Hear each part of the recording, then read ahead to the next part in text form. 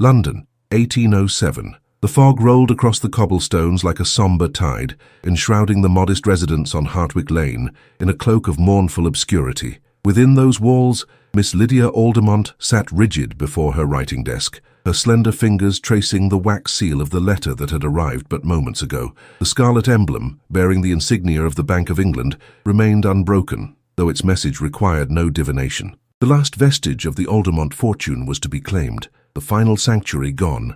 "Miss," her faithful maid, Margaret, whispered from the doorway, "the solicitor awaits below. Shall I tell him you are indisposed?" Lydia straightened her spine, a pillar of composure amidst the ruins of her family's legacy. "No, Margaret. One must face calamity with the same countenance one presents to fortune. Bring tea, the Darjeeling, if any remains." The gossip sheets had been relentless these past fortnights. The Aldermont name, once respected throughout Mayfair, now adorned the society pages for reasons most unfortunate. The jewels of Beaumont, they called her younger sisters, Caroline, Elizabeth, and young Georgiana, all gloriously wed to titled gentlemen of substantial means. Their weddings had been heralded as the social triumphs of consecutive seasons, yet not a single column inch mentioned the sacrifices of the eldest sister, whose dowry had been divided, whose inheritance had been mortgaged, whose very future had been bartered to secure their ascension. The solicitor, Mr. Finch, was a pinch-faced man of 50-odd years, whose spectacles glinted like frost in the dim light of the drawing-room.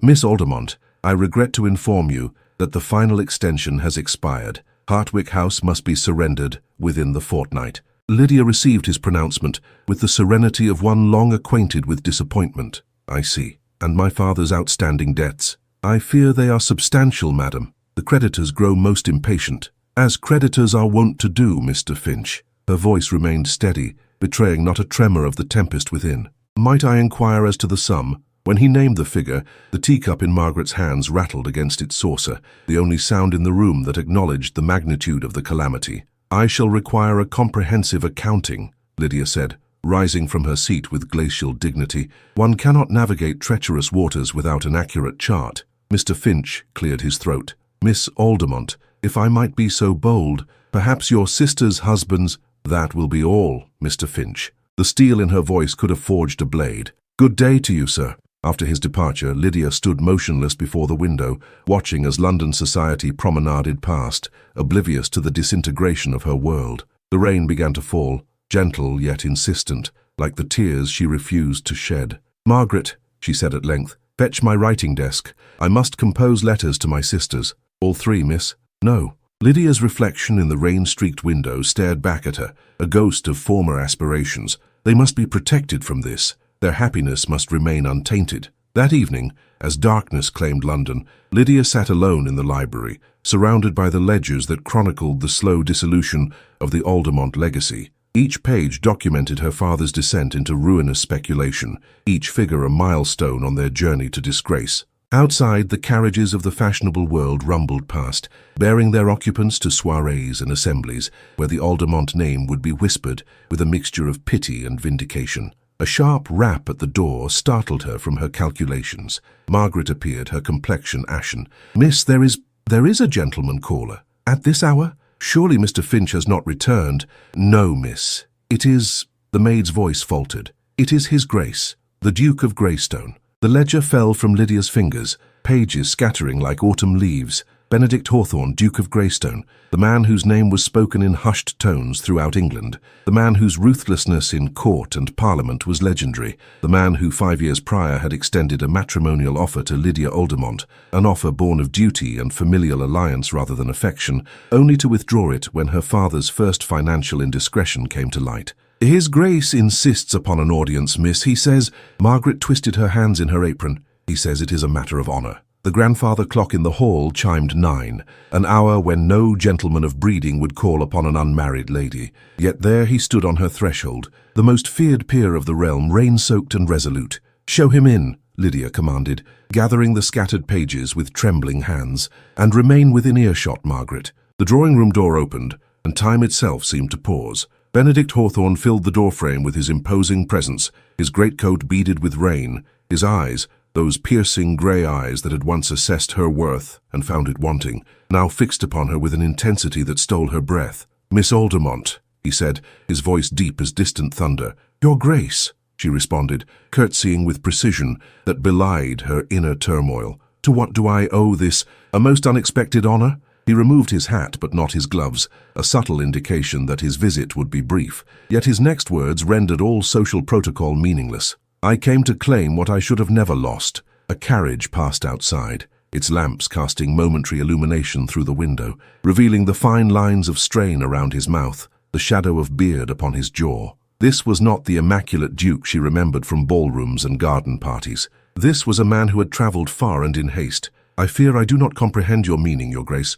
Then I shall speak with greater clarity, Miss Aldermont. He took one step toward her, then halted, as if restrained by an invisible barrier. I am aware of your circumstances. I have come to offer a solution. A solution? Incredulity coloured her tone. Or a purchase, sir. The Duke's expression hardened. I offer marriage, Miss Aldermont, as I did once before. The grandfather clock ticked in the silence that followed, each second a small eternity. Why now? She finally whispered, her composure threatening to fracture. After all this time, why return when there is nothing left but my name? Because, he said, his gaze never wavering, it is your name that holds the value I failed to recognize. The rain intensified, drumming against the windows like impatient fingers. And if I refuse? Then I shall depart, he answered, but not before ensuring that this house and your dignity remain intact. As he spoke, a glove slipped from Lydia's grasp, falling to the floor between them, a small ivory barrier on the Aubusson carpet. Neither moved to retrieve it. Dawn broke over London with reluctant luminescence, piercing the fog in shafts of watery gold. The servants of Hartwick House moved with unusual purpose, their whispers forming an undercurrent of astonishment that flowed through the corridors. The Duke of Greystone had returned before breakfast, accompanied by his solicitor, a gesture that transformed rumour into incontrovertible fact. In the morning room, Lydia sat with perfect posture, her breakfast untouched, her gaze fixed upon the garden where frost still clung to the withered roses. Her night had passed without slumber, each hour spent in contemplation of Benedict Hawthorne's extraordinary proposition. The documents are prepared, Miss Aldermont, Mr. Graves, the Duke's solicitor, explained with meticulous precision. His Grace has arranged for all outstanding debts to be discharged forthwith. The deed to Hartwick House shall be transferred to your name exclusively, regardless of future arrangements. The implication hung in the air, like the lingering notes of a dirge. And what does His Grace require in exchange for this magnanimity? Lydia inquired, her voice betraying not a hint of the tempest within. The Duke himself answered, his tall figure silhouetted against the morning light. Your agreement to be my wife, announced publicly this very day. His tone was not that of a supplicant, but neither did it bear the imperious demand she had expected. The ban shall be read this Sunday at St. George's. You speak with remarkable assurance, Your Grace, Lydia observed, finally turning to face him. In daylight his countenance revealed the toll of his journey, the shadows beneath his eyes, the subtle strain about his mouth. Have you considered that I might prefer destitution to a union founded upon obligation? A muscle flexed in his jaw. I have considered every eventuality, Miss Aldermont, except perhaps my refusal. For the briefest moment, uncertainty flickered across his features, a revelation so startling that Lydia nearly gasped aloud. The Duke of Greystone uncertain? The notion defied comprehension. I would hear your refusal, should you wish to deliver it, he said at length, but I would ask that you first read this. From his coat, he withdrew a sealed letter bearing his family crest. The wax was unbroken, the paper of the finest quality. What is this? The letter I wrote to you 5 years ago but lacked the courage to send. Lydia's fingers trembled as she accepted the missive. And its contents? An explanation, not an excuse. She placed the letter upon the table, unread. I require neither, Your Grace. What transpired between us is consigned to history, yet history shapes our present, does it not? The Duke's voice softened, acquiring a timbre she had never before heard from him. Miss Aldermont, Lydia, I abandoned honor when I abandoned our understanding. I have returned not merely to offer restitution, but to beg forgiveness. The use of her Christian name, so intimate, so forbidden without the sanction of family or marriage, rendered her momentarily speechless. Mr. Graves cleared his throat delicately. Perhaps I might withdraw while you— No, Lydia interrupted, regaining her composure. Your presence is required, sir, for I wish to review these documents in their entirety. For 3 hours the morning room became a theatre of legal discourse. Lydia scrutinized each clause, each provision, with the acumen of a seasoned barrister. The Duke, seated opposite, watched her with an expression that vacillated between admiration and impatience. The terms are most generous, she conceded finally. Yet I must inquire, why such haste? Surely a proper engagement period would— Time, the Duke interjected, is a luxury we cannot afford. We, Your Grace? He rose and moved to the window, his tall frame rigid with a tension she could not decipher. The Ton is already astir with rumours of my arrival at your door. By nightfall, the gossip sheets will herald my return to London society after an extended absence. If we are to control the narrative, we must act decisively. The narrative? Lydia echoed, a bitter smile curving her lips. How pragmatic of you, sir. His shoulders stiffened. Pragmatism has governed my existence, Miss Aldermont. It is a habit not easily forsaken. And yet you crossed England in the dead of winter, uninvited and unexpected, to propose marriage to a spinster of diminished circumstances. She rose from her chair, facing him with quiet dignity. Forgive me if I find such behavior at odds with pragmatism. For a moment, the Duke appeared almost vulnerable, a state so at variance with his public persona that Lydia momentarily questioned her perception. Perhaps, he said quietly, I have grown weary of pragmatism's cold comfort. Before she could respond, a commotion at the front door interrupted their exchange. Margaret hurried into the room, her complexion flushed with agitation. Miss, forgive the intrusion, but Lady Vanessa Caldwell has arrived and insists upon an audience. She claims it is a matter of utmost urgency. The effect upon the Duke was immediate and profound. His expression hardened to marble, his posture tensed like a blade about to strike. Lady Vanessa, Lydia murmured, recognition dawning. The notorious beauty whose name had been linked with the Duke's in countless society columns, the woman rumoured to have captured the heart that Lydia had failed to touch. Show her to the drawing-room, Margaret. Inform her that I shall attend her shortly. Lydia, the Duke began, his use of her name still shocking in its intimacy. You need not— On the contrary, Your Grace, she interjected, gathering her skirts with calm determination. If I am to consider becoming your Duchess, I must begin as I mean to continue, facing whatever challenges present themselves with composure and dignity. A gleam of something akin to pride illuminated his severe features. Then permit me to accompany you. No, her refusal was gentle yet firm.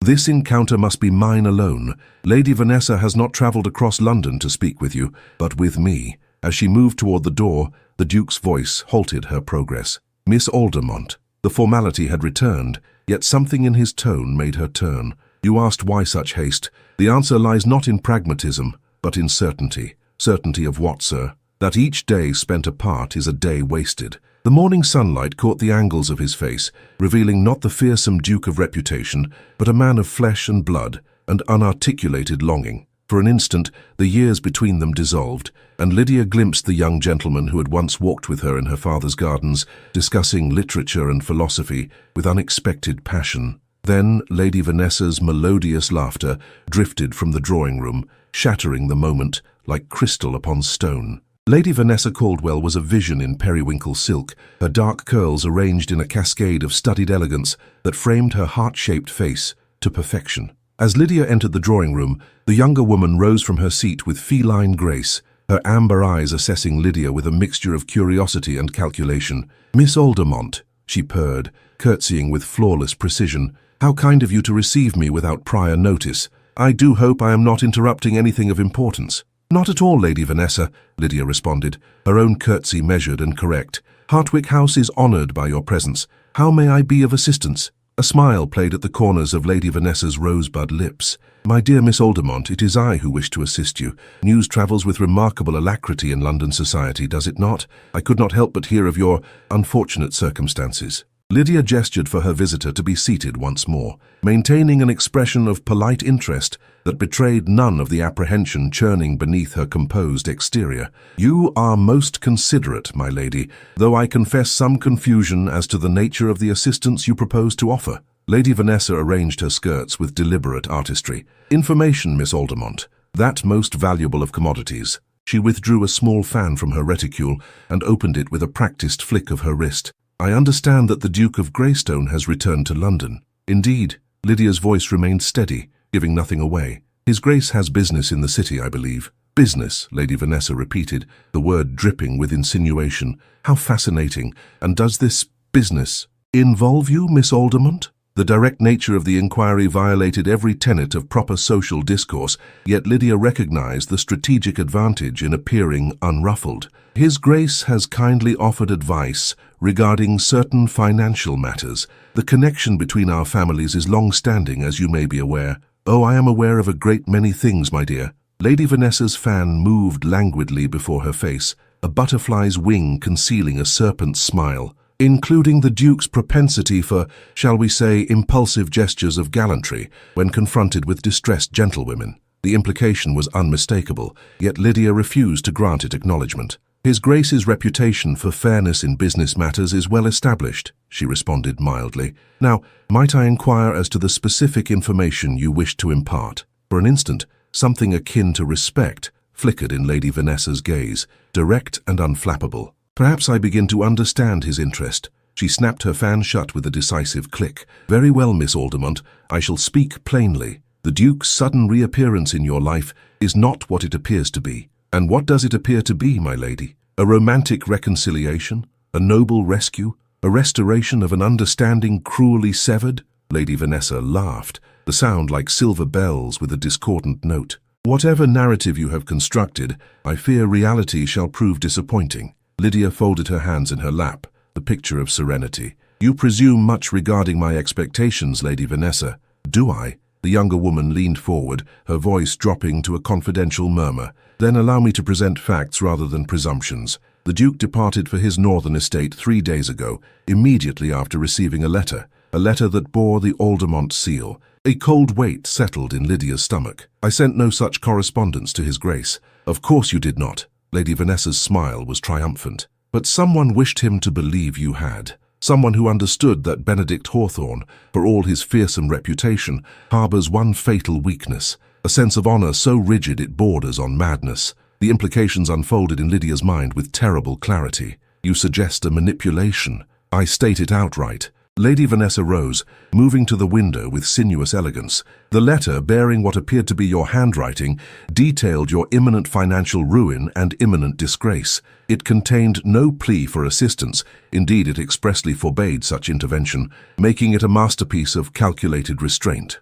And you possess this knowledge how? Precisely. Lady Vanessa turned, sunlight illuminating the perfection of her profile. Because, my dear Miss Aldermont, I wrote the letter myself. The admission, delivered with such casual arrogance, momentarily robbed Lydia of speech. When she found her voice again, it emerged with quiet steel. To what purpose, my lady? To prove a point. Lady Vanessa returned to her seat, leaning forward with conspiratorial intimacy. You see, I have spent the past year attempting to secure the Duke's hand in marriage. My beauty, my fortune, my impeccable lineage, all have failed to penetrate his armor of indifference, yet the mere suggestion of your distress propelled him across England without hesitation. Understanding dawned, cold and clarifying. You sought to determine his true feelings, and in doing so I have rendered us both a service. Lady Vanessa's smile held no warmth. Now we both know the truth. His offer to you stems not from love, but from guilt and obligation. A gentleman's misguided attempt to rectify a perceived failing. Lydia's thoughts raced, reassessing every word, every nuance of the Duke's behavior since his arrival. Had his intensity merely been the manifestation of a burdened conscience? His haste, the product of duty rather than desire? Why reveal this deception to me? She asked finally. Surely discretion would better serve your ambitions. Lady Vanessa sighed, a theatrical exhalation of feigned regret. Because, Miss Aldermont, despite my methods, I am not entirely without conscience. You deserve to know that any marriage founded upon such circumstances would be a hollow victory. The Duke would honor his vows, provide for your comfort, perhaps even treat you with kindness, but his heart would remain encased in ice. The grandfather clock in the hall chimed 11, its sonorous tones marking the passage of moments that seemed suspended in amber. Outside, a carriage clattered past, a mundane reminder that the world continued its rotation, despite the axis-shifting revelations within these walls. I appreciate your candor, Lady Vanessa, Lydia said at length, rising with quiet dignity. You have given me much to consider. The younger woman stood, gathering her reticule with an air of satisfaction. Then my conscience is clear. I wish you wisdom in your deliberations, Miss Aldermont. She moved toward the door, then paused, glancing back with calculated casualness. Oh, and should you decide to decline the Duke's offer, I would be most grateful if you would inform him of my impending departure for Bath. The waters are said to be particularly efficacious this season. After Lady Vanessa's departure, Lydia remained motionless in the center of the drawing room, her mind a tumult of conflicting emotions. The unsealed letter from the Duke still lay upon the table in the morning room, its contents promising explanations for past abandonment. Now a new question demanded consideration. Was his return merely the product of manipulation, a puppet's dance orchestrated by a skilled practitioner of social scheming? The sound of approaching footsteps roused her from contemplation. The Duke himself appeared in the doorway, his expression guarded. "She has departed?" he inquired, his gaze searching Lydia's face for clues to the conversation's nature. "Yes." Lydia moved to the window, needing distance to maintain composure. Lady Vanessa was most enlightening. The Duke's silence spoke volumes. When Lydia turned to face him again, she found him watching her with an intensity that threatened to unravel her carefully constructed facade of calm. "Miss Aldermont," he began, his voice unnaturally formal. "Whatever Lady Vanessa imparted, I must insist." "She confessed to forgery," Lydia interrupted, her tone level despite the tremor in her hands. "A letter, bearing my seal and what appeared to be my hand, detailing circumstances of financial distress." The color drained from the Duke's face, leaving his countenance as pale as carved marble. "I see. Do you?" Lydia took a step toward him, emboldened by a strange amalgam of hurt and clarity. "She claims this deception was designed to test your regard for me, or rather, to confirm its absence, to prove that your response was born of obligation rather than affection. And you believe this interpretation?" His voice was dangerously quiet. "I believe that Lady Vanessa orchestrated this scenario," Lydia responded carefully. "What I do not yet know is whether her assessment of your motivations holds truth." The Duke moved further into the room, his powerful frame seeming to diminish the space around him. "Then permit me to enlighten you, as Lady Vanessa so kindly attempted to do." The edge in his voice could have cut glass. "Yes, I received a letter purporting to be from you. Yes, it detailed circumstances of financial hardship. And yes, I departed for London without delay upon reading its contents." "As honor demanded," Lydia supplied, unable to disguise the note of resignation in her tone. "No." The single syllable resonated through the room like the toll of a bell. "Not as honor demanded, Miss Aldermont, as my heart commanded." The confession hung in the air between them, an invisible thread of vulnerability from the man England deemed impenetrable. Lydia's breath caught in her throat, her practiced composure momentarily abandoning her.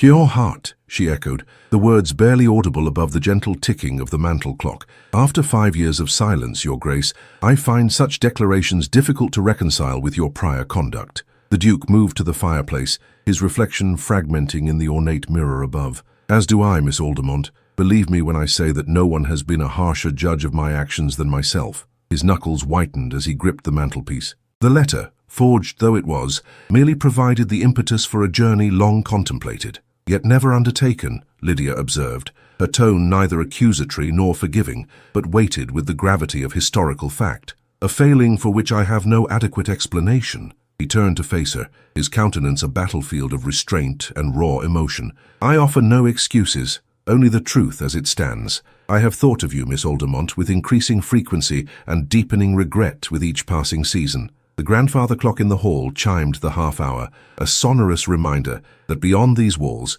London continued its relentless social machinations. Somewhere in Mayfair, Lady Vanessa would be relating her morning's triumph to select confidants. "Your Grace," Lydia began, folding her hands to disguise their subtle trembling, "I appreciate your candor. However, our past cannot be amended by mere declarations, however sincerely delivered. The circumstances of our present situation remain unchanged. Your arrival was precipitated by deceit, and any decisions made under such conditions would be fundamentally unsound." Benedict Hawthorne, the Duke of Greystone, feared throughout Parliament and respected across continents, looked momentarily uncertain, an expression so at odds with his public persona that Lydia found herself transfixed. "Then what would you have of me, Lydia?" The informal address returned, a deliberate intimacy that sent a tremor through her composure. "Shall I depart, leaving your situation unresolved? Or shall I remain, proving through sustained action what words cannot convey?" Before she could formulate a response, Margaret appeared at the doorway, her expression apologetic yet urgent. "Forgive the intrusion, miss, but Mr. Finch has returned with representatives from Harding and Sons Bank. They insist upon immediate audience." The colour drained from Lydia's face. Harding and Sons, the final creditor, holder of the mortgage on Hartwick House. Their appearance could signify only one development. The foreclosure had begun. "Show them to the library," she instructed, her voice remarkably steady despite the earthquake beneath her feet. "Inform them. I shall attend them directly." As Margaret withdrew, the Duke's expression hardened to granite. "This is Lady Vanessa's doing," he stated, the words carved from ice. "She has accelerated the proceedings to force your hand." "Perhaps," Lydia conceded, gathering her dignity like armor. "Regardless, the matter must be addressed. Allow me to accompany you." "I think not, Your Grace." She straightened her spine, every inch the daughter of generations of Aldermonts who had faced adversity without flinching. "I shall confront my creditors with the composure befitting my station." His expression softened momentarily. "Your courage does you credit, Miss Aldermont. However, I must insist upon being present, not as your champion, but as an interested party in these negotiations." The library, once her father's sanctuary, now resembled a tribunal. Mr. Finch stood beside two gentlemen whose immaculate tailoring and cold eyes identified them as banking representatives more clearly than any introduction. On the mahogany table lay an array of documents, their red seals like drops of blood upon parchment. "Miss Aldermont," Mr. Finch began, his tone carefully modulated to convey regret without genuine sympathy. "Circumstances have necessitated an acceleration of the foreclosure process. Harding and Sons require immediate settlement or possession of the property by tomorrow's end." "Tomorrow?" Lydia's composure wavered momentarily. The original agreement provided a fortnight. "New information regarding the property's condition has come to light," one of the bankers interjected, his voice as thin and sharp as a paper cut. "Structural deficiencies that significantly reduce its value as collateral." "Falsehoods," the Duke stated, entering the room with the quiet menace of a gathering storm. His presence altered the atmosphere instantly. The bankers straightened, recognition and wariness flashing across their features.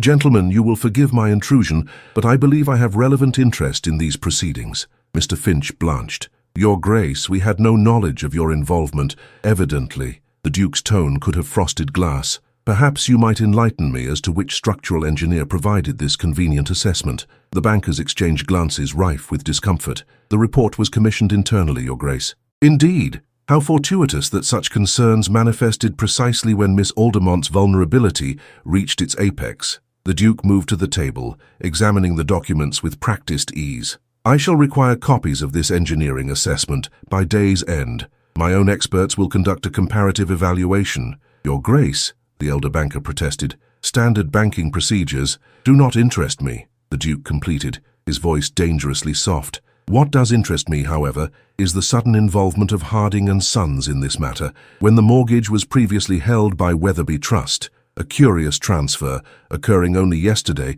if my information is correct." The silence that followed confirmed his assertion more effectively than any verbal acknowledgement. "You may inform your principals," the Duke continued, "that Greystone Holdings has extended an offer to purchase Hartwick House at a price considerably above its market valuation. The necessary drafts shall be delivered to your offices before close of business today." The transformation in the banker's demeanor was immediate and profound. Backs straightened, expressions shifted from predatory to deferential with the fluidity of accomplished courtiers. "Of course, Your Grace. We shall convey your generous offer without delay." Throughout this exchange, Lydia had remained silent, observing with a mixture of astonishment and growing unease. As the bankers gathered their papers with newfound deference, she found her voice. "Gentlemen," she addressed them, her tone crystal and commanding, "regardless of His Grace's intervention, I wish to review the full accounting of my father's obligations. Every debt, every interest calculation, every transaction dating to the initial mortgage.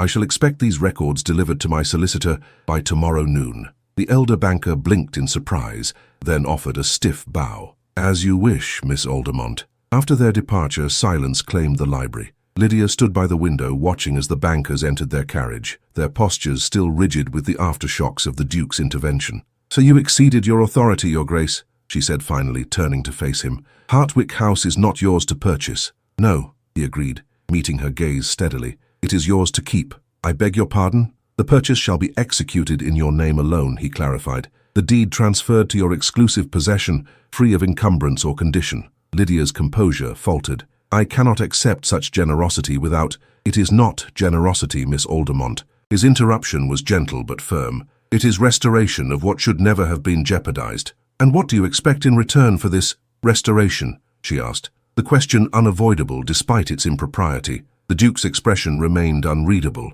I expect nothing. I hope for everything. The distinction is crucial. Before Lydia could formulate a response, Margaret appeared once more, her expression now one of unmistakable alarm. Miss, forgive me, but there is a situation requiring immediate attention. Lady Caroline's carriage has arrived. Caroline? Lydia's composure cracked, genuine shock registering in her voice. My sister is here? Yes, miss, and she is distressed. The Duke's posture tensed. Perhaps I should withdraw? No, Lydia decided, surprising herself with the speed of her response. Whatever storm approaches, Your Grace, I find I would prefer to weather it with an ally present. His eyes widened fractionally at the word ally, a small concession yet monumental in its implications. With a nod of understanding, he followed her from the library to confront this newest complication in a day already fraught with revelations. Lady Caroline Aldermont Pembroke swept into the drawing room like an embodiment of fashionable distress, her travelling costume of midnight blue silk rustling dramatically with each agitated movement. At 25, she was the eldest of Lydia's younger sisters, beautiful, impetuous, and accustomed to commanding attention in any gathering. Lydia, she exclaimed, rushing forward with outstretched hands. Is it true? The whispers have reached even Richmond. Hartwick House to be seized, our family name once more dragged through scandal's mire. Her perfectly arranged curls trembled with emotion beneath her plumed hat. Why did you not send word? Before Lydia could respond, Caroline's gaze shifted beyond her sister's shoulder, widening in recognition. Your Grace, she gasped, dropping into a hasty curtsy. I had no notion, that is, no one informed me of your presence in London, much less at Hartwick House. Lady Caroline, the Duke acknowledged with a formal bow. Your surprise is understandable. My return to town was not widely heralded. Caroline's quick eyes darted between them, the machinery of speculation visibly whirring behind her porcelain features. I see, she murmured, though clearly she did not. How fortuitous that you should be present during my sister's tribulations. Indeed, Lydia interjected, guiding Caroline to a seat with gentle firmness. Now, dear one, pray compose yourself and explain your unexpected arrival. Is Lord Pembroke aware of your journey to town? A flicker of discomfort crossed Caroline's lovely countenance. Frederick is attending to business in Bristol. I left a note explaining my departure. She waved a gloved hand dismissively. But that is immaterial. Lydia, why have you not appealed to your family in this crisis? Frederick's resources are his own, Lydia completed firmly. Your husband's generosity has been demonstrated amply in the past. I would not presume upon it further. But surely the matter is resolving itself, Lydia assured her, casting a meaningful glance toward the Duke. There is no cause for continued alarm. Caroline's gaze followed her sister's, comprehension dawning with theatrical slowness. Oh, I understand completely. Her voice dropped to a stage whisper that nevertheless remained perfectly audible. His Grace has intervened on your behalf. How gallant, how utterly romantic. The Duke cleared his throat, discomfort evident in his rigid posture. Lady Caroline, your sister's circumstances will be the subject of every drawing-room conversation from Mayfair to Richmond by week's end, Caroline completed, her enthusiasm mounting visibly. The Duke of Greystone returning after years abroad to rescue the woman he once... She halted abruptly, belatedly recognizing the impropriety of her speculation. Caroline, Lydia admonished gently, your imagination races ahead of discretion. Forgive me, her sister responded, not appearing particularly penitent. But you must admit, Lydia, the tableau you present invites speculation of the most delicious variety. The fearsome Duke, the steadfast spinster. Lady Caroline, the Duke interrupted, his tone edged with steel. I would caution against employing such terminology regarding your sister. Caroline blinked in surprise at his rebuke. Then a slow smile curved her lips. I stand corrected, Your Grace,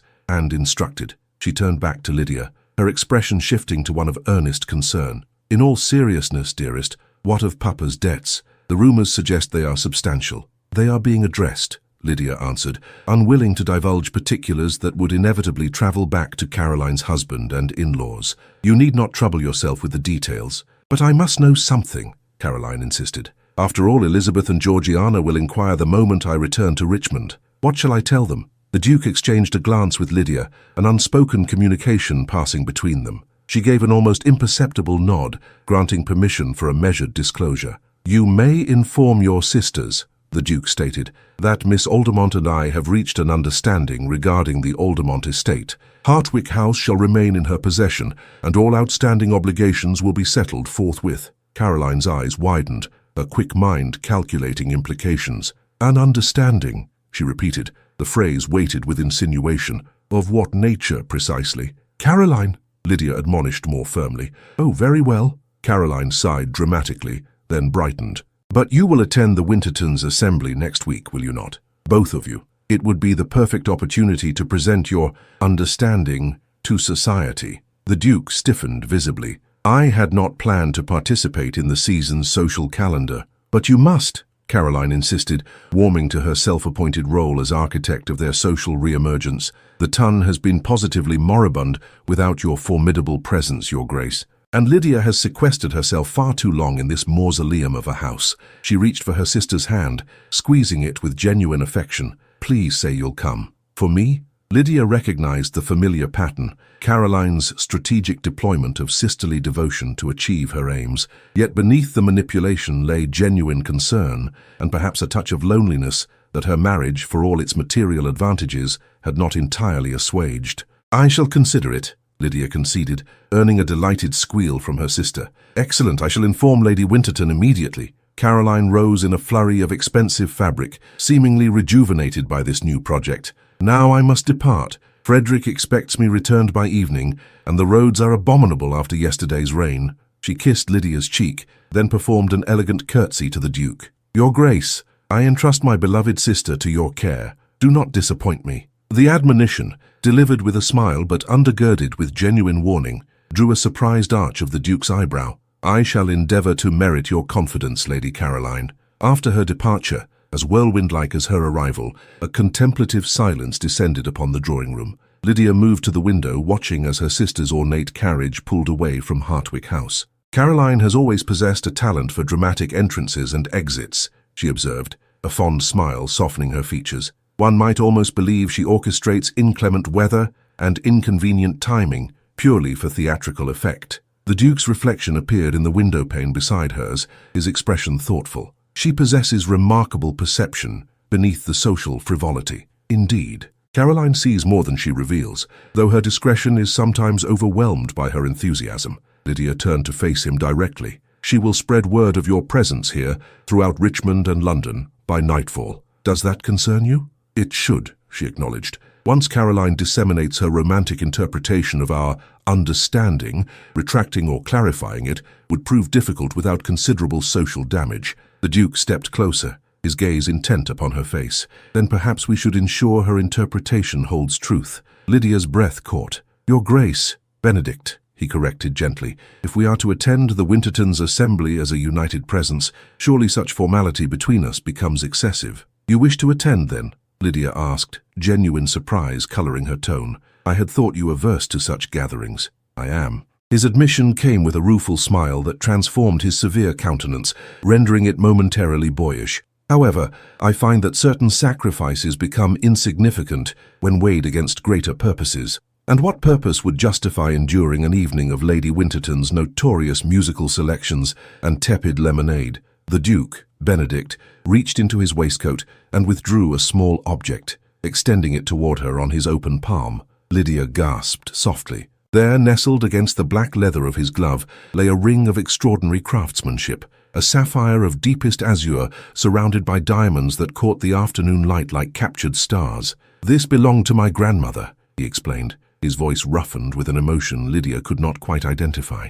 "It has adorned the hand of every Duchess of Greystone for 5 generations. It is magnificent," Lydia whispered, unable to tear her gaze from the jewel. "It awaits its next guardian," Benedict continued, his eyes never leaving her face. "I had intended a more formal presentation after matters with your creditors were fully resolved.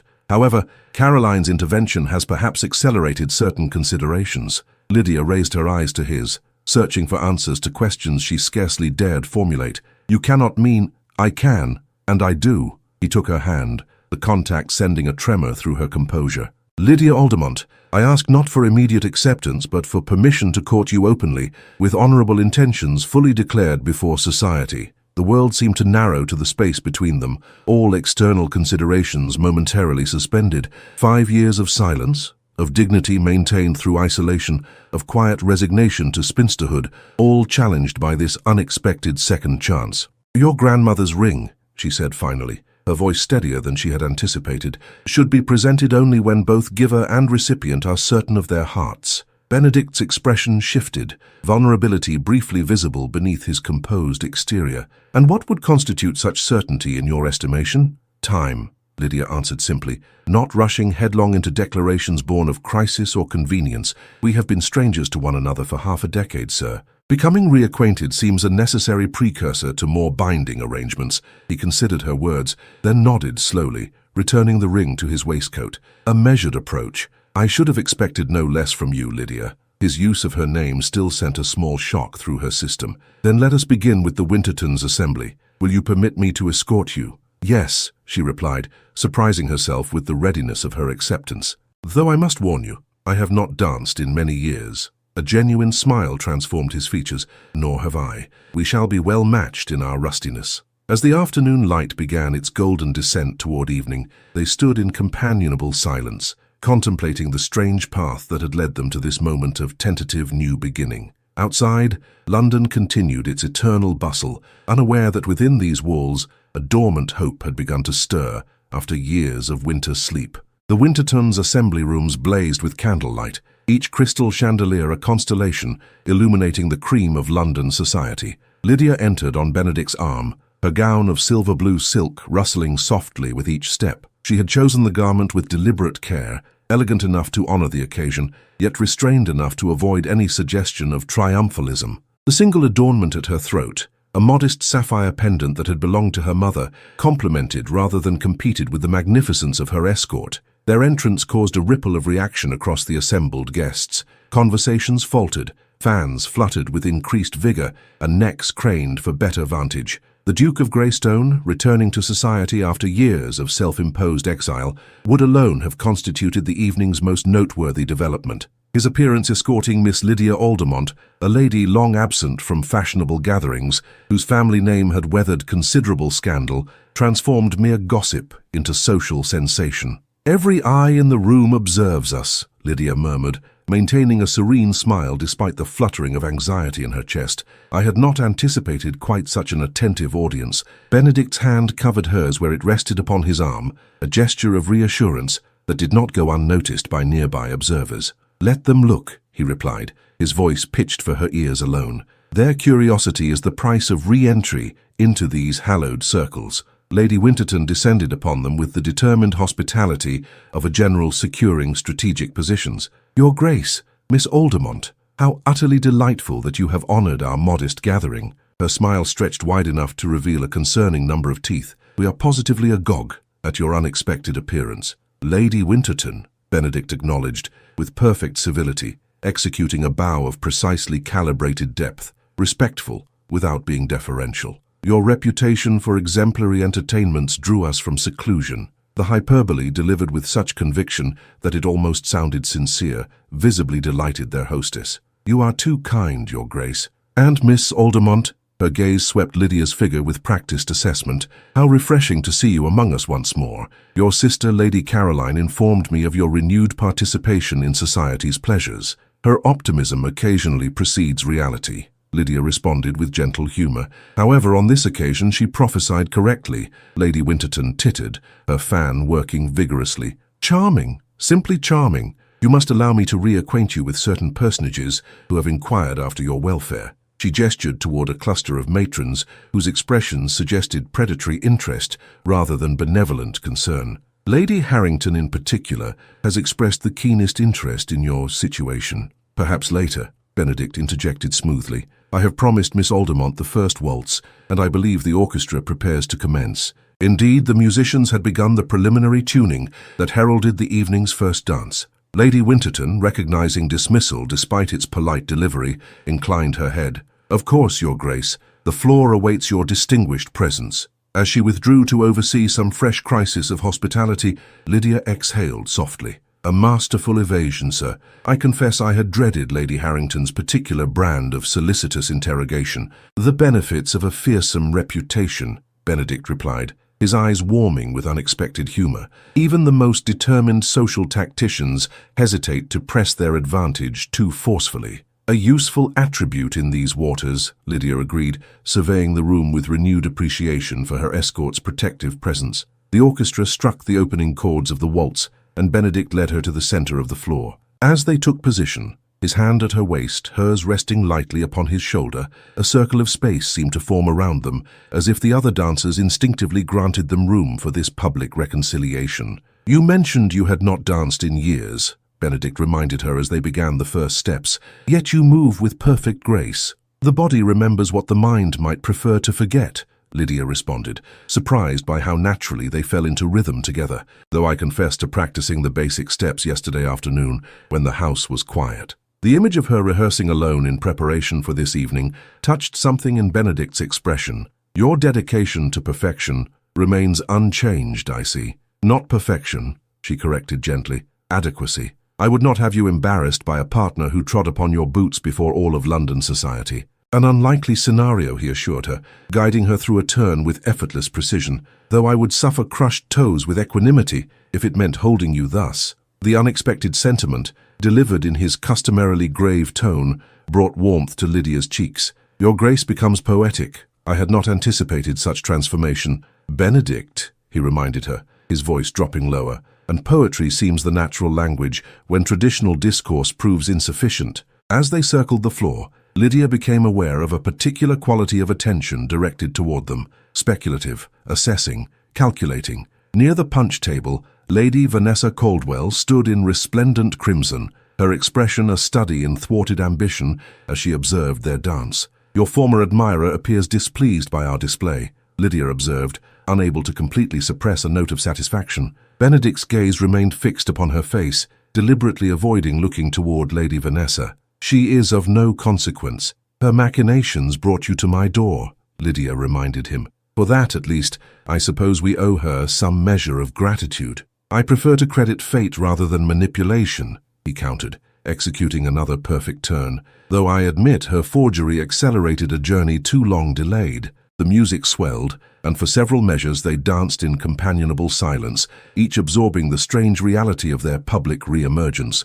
Lydia found herself studying Benedict's features with new attention, the strong line of his jaw, the subtle creases at the corners of his eyes that appeared when his expression softened, the intensity of his gaze that seemed to perceive beyond surface appearances. You are staring, Miss Aldermont, he observed, a hint of amusement lightening his tone. I am reconciling memory with present reality, she replied honestly. The man before me bears both familiar and unfamiliar aspects. 5 years have wrought changes in us both. Indeed they have, yet certain essentials remain constant. The waltz approached its conclusion, and he drew her infinitesimally closer, still entirely proper, yet intimate enough to convey significance. Your courage, your dignity, your unfailing sense of what is right, even when convention dictates otherwise. The music ended, and they separated with appropriate formality, bowing and curtsying as protocol demanded. Yet something had shifted between them during those moments of synchronized movement, a reconnection that transcended the orchestrated social performance surrounding them.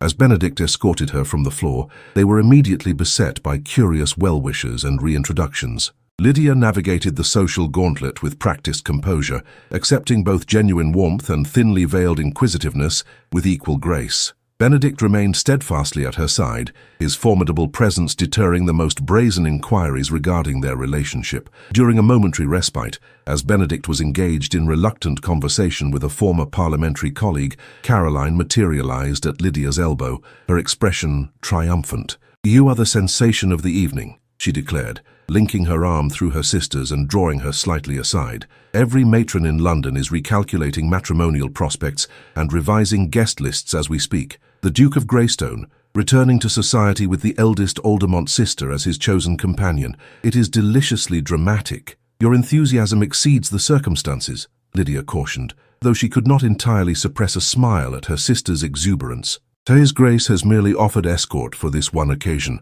Caroline's knowing look bordered on impertinence. "The Duke does not escort ladies to assemblies without significant intention, Lydia. His reputation for avoiding such gatherings is legendary." She leaned closer, lowering her voice to a conspiratorial whisper. "Tell me truthfully, has he presented you with the Greystone sapphire?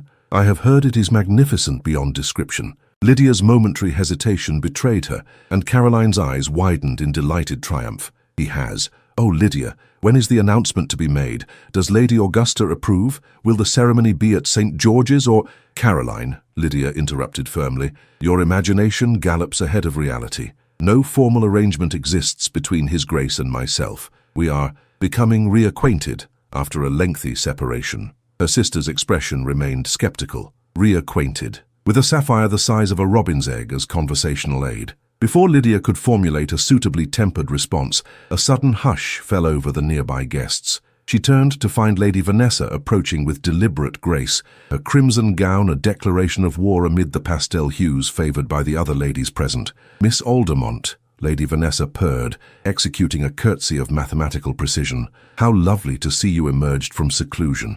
The ton has been positively bereft without your—" she paused delicately, "steadying influence." "Lady Vanessa," Lydia acknowledged with equal formality. "How kind of you to say so, though I suspect society has managed admirably in my absence." "Indeed, we have endeavored to persevere," Lady Vanessa agreed, her smile sharp as a stiletto, "though certain gentlemen have been notably absent from our circles as well. His Grace appears in remarkable form this evening, does he not? One would hardly suspect his recent exertions." The insinuation hung in the air between them, its implications clear to all within earshot. Caroline's grip on Lydia's arm tightened in warning or support, perhaps both. "The Duke's vigor has always been exemplary," Lydia responded, her tone pleasant but firm, "as has his sense of timing." Lady Vanessa's perfect features arranged themselves into an expression of exaggerated concern. "I do hope his sudden return to London has not proved too disruptive to your quiet routines, Miss Aldermont. Men of his position often fail to consider the consequences of their impulsive actions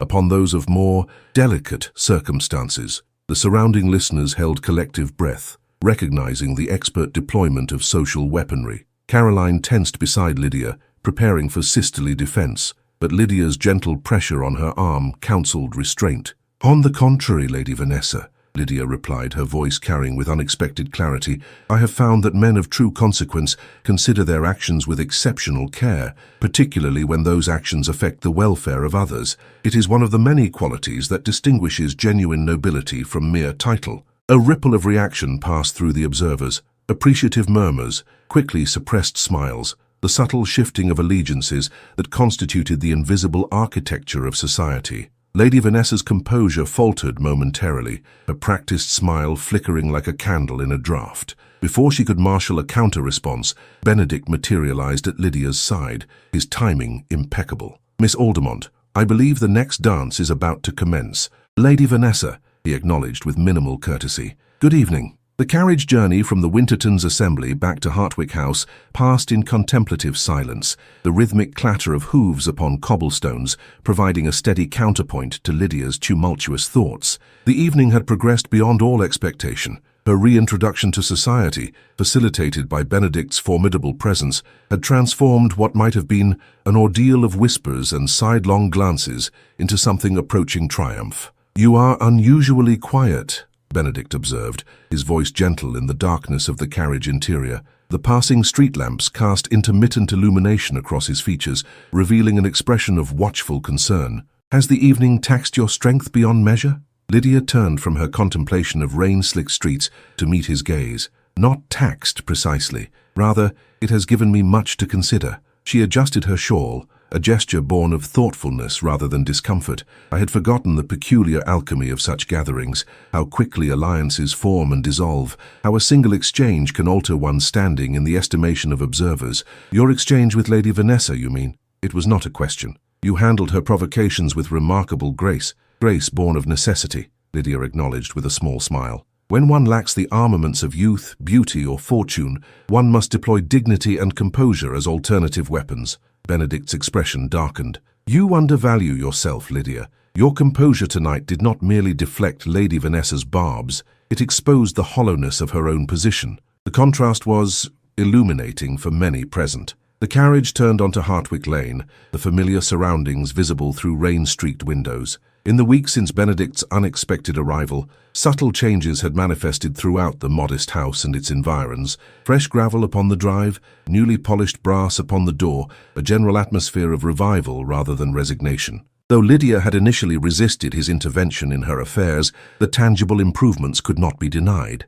"I received a communication from Mr. Graves this afternoon," she ventured, as the carriage slowed before Hartwick House. "He informs me that the transfer of deed is complete. The house is now legally mine, free of encumbrance." Benedict nodded, satisfaction evident in the set of his shoulders. "As it should be. Your father's creditors have been satisfied in full, and provisions made to prevent future entanglements. Your generosity is overwhelming," Lydia said softly. "I find myself uncertain how to properly express gratitude for such substantial intervention. Gratitude is unnecessary between us." He leaned forward slightly, his gaze intent upon her face. "What transpired was not charity, Lydia, but restitution. Had I honored our initial understanding 5 years ago, none of these difficulties would have befallen you." The carriage halted, and the footman appeared to open the door. Rain fell in a gentle curtain beyond the conveyance's shelter, lending the moment an air of suspended intimacy. Benedict descended first, then extended his hand to assist Lydia. As her fingers met his, even through the barrier of their gloves, she felt the same inexplicable current of recognition that had surprised her during their waltz. "You need not accompany me to the door," she said, aware of propriety's demands, even as she found herself reluctant to end their evening. "The hour grows late, and the rain is of no consequence," Benedict completed, unfurling a large black umbrella with practiced efficiency. "I shall see you safely to your threshold, Miss Aldermont, as any gentleman would." The short walk from carriage to doorway became a strangely significant journey beneath the shared shelter of the umbrella, their proximity necessitated by practicality, yet charged with unacknowledged awareness. When they reached the portico, protected from the elements by its stone canopy, Benedict lowered the umbrella, droplets cascading from its edges like liquid crystal. "Thank you for this evening," Lydia said, searching for words adequate to the complexity of her feelings. "For your escort, your protection, she hesitated, "your partnership in navigating treacherous social waters."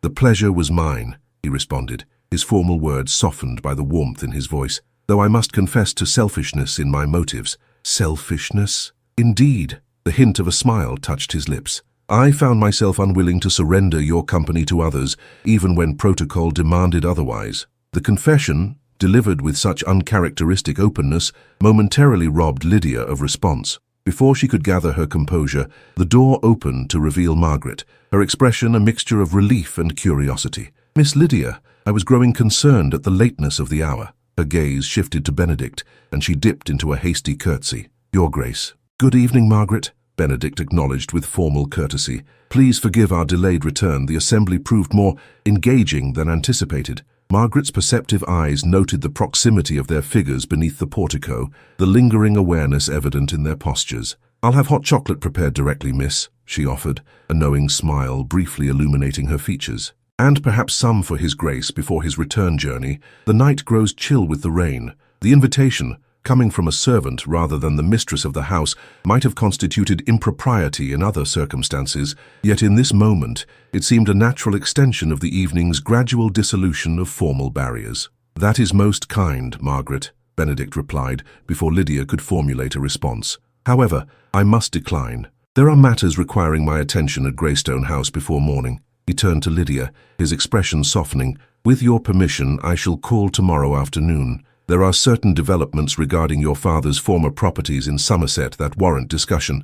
"Of course," Lydia agreed, recognizing the statement as both genuine and a graceful pretext for continued association. "I shall be available from 2 o'clock onward." Benedict took her gloved hand, bowing over it with formal precision that nevertheless conveyed deeper sentiment. "Until tomorrow, then." He hesitated, then added in a lower tone meant only for her ears, "Sleep well, Lydia." After his departure, Lydia stood in the entrance hall, absently removing her evening gloves as Margaret helped divest her of her damp cloak. The house seemed simultaneously more substantial and more alive than it had in years, as if Benedict's presence had awakened it from prolonged dormancy. "His Grace seems most attentive, miss," Margaret observed, with the privileged familiarity of long service. "Lady Caroline's letter suggested as much, but seeing it with my own eyes," she shook her head in wondering approval. The entire household staff speaks of nothing else. Lydia sighed, accustomed to the domestic grapevine that functioned with greater efficiency than any telegraph.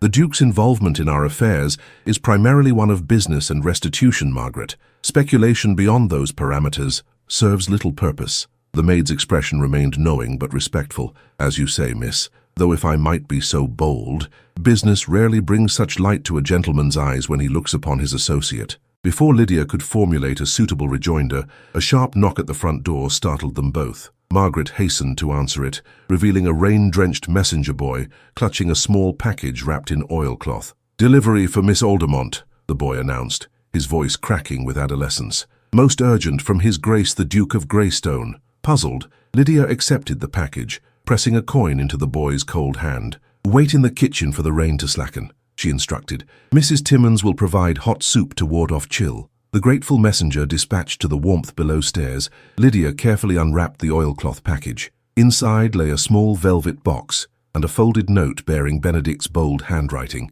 With fingers that betrayed uncharacteristic uncertainty, she opened the message first. "What was forgotten is now remembered. What was lost is now restored. Until tomorrow, B." The velvet box revealed its contents with a soft creak of hinges. Nestled against dark satin lay a lady's glove of ivory kid, delicate and slightly yellowed with age. Lydia gasped in recognition. It was her own glove, the one she had dropped during their final encounter 5 years prior, when his withdrawal from their understanding had shattered her carefully constructed expectations for the future. He had kept it. Through 5 years of absence, through continental travel and parliamentary obligations, through all manner of circumstance and change, Benedict Hawthorne had preserved this single, seemingly inconsequential token of their sundered connection. "Miss?" Margaret inquired, concerned by her mistress's prolonged silence. "Is aught amiss?" "No," Lydia whispered, carefully closing the box around its precious cargo. "Nothing is amiss. Rather, something long misplaced has been returned to where it belongs." That night, as rain drummed against the window panes of her bedchamber, Lydia sat before her dressing table, the velvet box open beside her hairbrush. The returned glove represented more than a sentimental gesture. It constituted a declaration of intent, spanning years of separation, a silent testament to regret and remembrance that no verbal profession could equal in eloquence. For the first time in half a decade, Lydia Aldermont permitted herself to contemplate a future not defined by sacrifice and solitary dignity, but by the possibility of shared purpose and belated joy. The sensation was simultaneously exhilarating and terrifying. Hope, after all, created vulnerability, where resignation had constructed fortress walls. The clock chimed midnight as she finally retired, the velvet box placed carefully upon her bedside table. Tomorrow would bring Benedict's visit, discussion of Somerset properties, and perhaps further clarification of this delicate new understanding between them.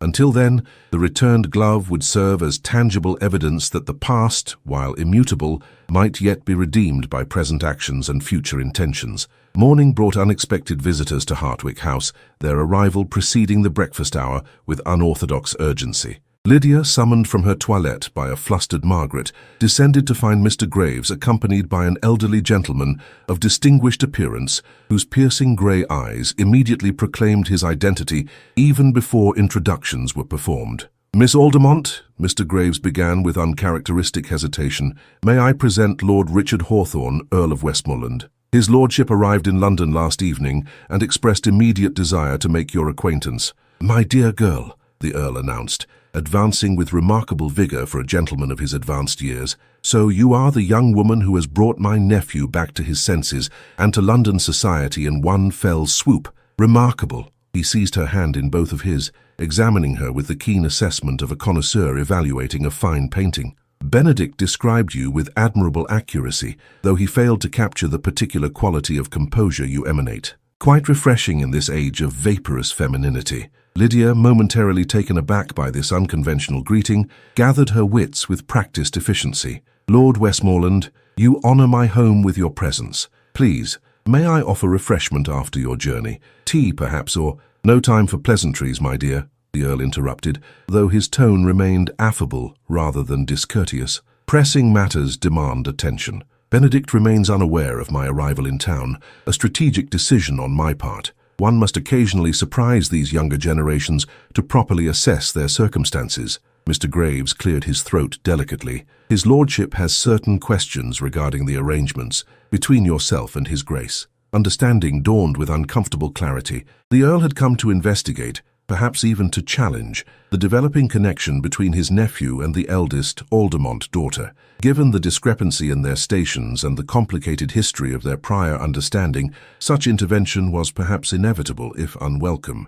"I see," Lydia responded, maintaining her composure despite the flutter of apprehension beneath her ribs. "Perhaps we might adjourn to the morning room, where conversation may proceed with greater comfort." The Earl followed her with surprising agility, his walking stick tapping a rhythmic accompaniment to their progress through the modest hallway. Once seated, he declined offered refreshments with an impatient wave, fixing Lydia with a penetrating stare that suggested prevarication would be both detected and deplored. "Now then, Miss Aldermont, let us speak with candor befitting the gravity of our subject. My nephew has undertaken significant financial commitments on your behalf, the settlement of your father's debts, the transfer of property deeds, various arrangements with creditors and bankers, all executed with remarkable haste and minimal consultation with family advisors." Lydia's spine stiffened imperceptibly. "If you have concerns regarding His Grace's judgment in these matters, sir, perhaps they might be more appropriately addressed to him directly." A gleam of approval flickered in the Earl's expression. "Precisely the response I anticipated. Directness rather than defensiveness." He leaned forward, his gaze unwavering.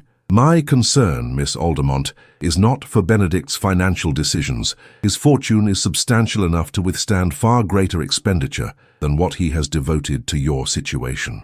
Rather, I question the precipitous nature of his actions following 5 years of determined separation from London society in general and the Aldermont family in particular. His Grace's motives are his own to explain," Lydia replied carefully. "I can speak only to my acceptance of his assistance, which came after considerable deliberation regarding both propriety and independence." "Independence," the Earl echoed thoughtfully. "An unusual preoccupation for a gentlewoman in your position. Most would have accepted such generosity without hesitation, particularly when accompanied by marital intentions." Lydia's breath caught. "Lord Westmoreland, I believe you may have been misinformed regarding the precise nature of the understanding between His Grace and myself." "Have I?" The Earl's eyebrows rose toward his receding hairline. "Benedict appeared at the Wintertons' assembly last evening with you upon his arm, his first social engagement in half a decade. He has settled your family's financial entanglements with extraordinary thoroughness. My sources inform me that he visits Hartwick House daily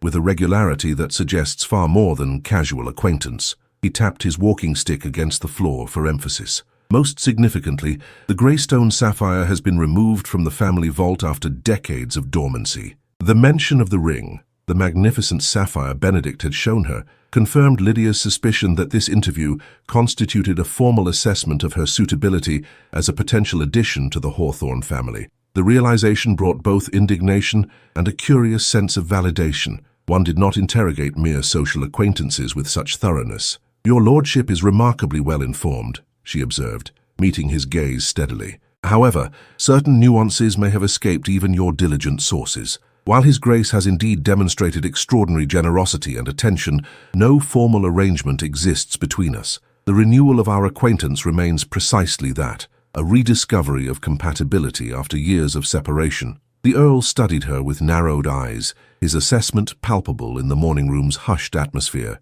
"You speak with admirable restraint, Miss Aldermont. Most women in your position would grasp at any suggestion of attachment to one of Benedict's station and fortune." "I am not most women, sir," Lydia replied simply, "nor do I regard marriage as a solution to financial difficulties or social advancement. If such were my ambition, opportunities existed in the past that I chose not to pursue." "Yes, I am aware of your refusal of Sir William Hartley's offer 2 years ago," the Earl acknowledged, surprising Lydia with the extent of his intelligence gathering. "A respectable baronet with considerable holdings in Yorkshire. Many considered your rejection incomprehensible given your circumstances. Sir William required a decorative hostess and potential mother to his heirs. He did not require a wife with opinions, intelligence, or independent thought." Lydia folded her hands in her lap, her posture straight as a queen's despite her modest surroundings.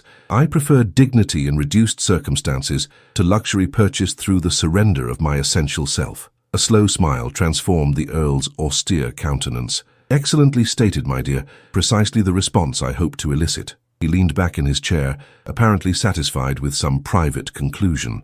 Benedict requires precisely what you describe, not a decorative appendage to his title, but a partner of substance and integrity. The Greystone dukedom has suffered from an excess of marriages based on political advantage rather than complementary character. The conversation's abrupt shift from interrogation to apparent approval left Lydia momentarily speechless. Before she could formulate a suitable response, the Earl continued with increased animation. Lady Augusta will approve of you tremendously, I suspect. She has despaired of Benedict's prolonged isolation and resistance to suitable matches. His fixation on duty above personal happiness has been a source of considerable family concern. He tapped his walking stick decisively against the floor. You must come to Silvermere for Christmas. The northern air will bring colour to your cheeks, and the library contains volumes that would interest a woman of your evident intellectual capacity. Your lordship, Lydia interjected, finding her voice at last, I fear you have reached conclusions that exceed current circumstances. While I value His Grace's renewed acquaintance, our future association remains undetermined. The Earl waved away her protest with the confidence of one accustomed to having reality conform to his expectations.